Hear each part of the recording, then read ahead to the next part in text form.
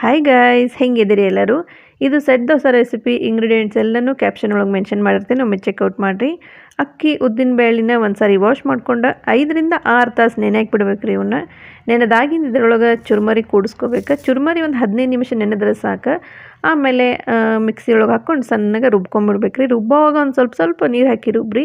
ಒಮ್ಮೆ ಭಾಳಷ್ಟು ನೀರು ಹಾಕ್ಕೊಳಕ್ಕೆ ಹೋಗ್ಬೇಡ್ರಿ. ಆಮೇಲೆ ಸಣ್ಣಗೆ ರುಬ್ಕೊರಿ. ದೋಸೆ ಹಿಟ್ಟೆಲ್ಲ ಸಣ್ಣಗೆ ಇದ್ರೆ ನಡಿತೈತಿ. ನೀವು ಬೇಕಿದ್ರೆ ಇದ್ರೊಳಗೆ ಒಂದು ಸ್ವಲ್ಪ ಉಪ್ಪು ಸೋಡಾ ಕೂಡಿಸಿ ಓವರ್ ನೈಟ್ ಫರ್ಮೆಂಟ್ ಆಗಕ್ಕೆ ಬಿಡ್ಬೋದು ರೀ. ಒಂದು ವಾರ್ಮ್ ಇರುವಂಥ ಪ್ಲೇಸ್ ಒಳಗಿಡ್ರಿ. ಈ ಹಿಟ್ಟು ಫರ್ಮೆಂಟ್ ಆಗಕ್ಕೆ 10ರಿಂದ 12 ತಾಸು ತೊಗೋತೈತಿ.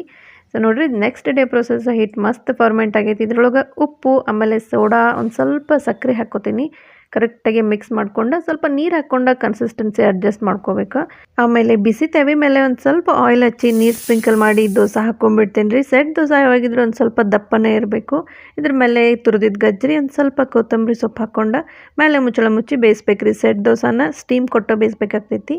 ನೆಕ್ಸ್ಟ್ ಒಂದು ಸ್ವಲ್ಪ ಆಯಿಲ್ ಹಾಕ್ಕೋತೀನಿ. 1 ಇಲ್ಲ 2 ಸ್ಪೂನ್ ಆಯಿಲ್ ಇಲ್ಲ ತುಪ್ಪನೂ ಹಾಕ್ಕೋಬೋದು. ಸೊ ನೀವು ಇದನ್ನು ಒಂದು ಸೈಡ್ನೂ ಬೇಯಿಸ್ಕೋಬೋದು, ಇಲ್ಲ ಟರ್ನ್ ಮಾಡಿ 2 ಸೈಡನ್ನು ಬೇಯಿಸ್ಕೋಬೋದು. ದೋಸೆ ಹಿಟ್ಟೊಳಗೆ ಒಂದು ಸ್ವಲ್ಪ ಸಕ್ಕರೆ ಹಾಕಿದರೆ ಈ ಥರ ಕೆಂಪು ಕಲರ್ ಬರ್ತೈತೆ ನೋಡಿರಿ. ಸೆಟ್ ದೋಸೆದ ಡೀಟೇಲ್ ರೆಸಿಪಿ ಬೇಕಂದ್ರೆ ನನ್ನ ಯೂಟ್ಯೂಬ್ ಚಾನಲ್ ಒಳಗೆ ಐತಿ. ಚಾನಲ್ ನೇಮ ಶ್ರೀದೇವಿ ಅಡುಗೆ ಅಂತ ಐತಿ. ನೀವು ಸೆಟ್ ದೋಸೆ ಬಾಯ್ ಶ್ರೀದೇವಿ ಅಂತ ಸರ್ಚ್ ಮಾಡಿದ್ರೆ ಸಿಗ್ತೈತಿ.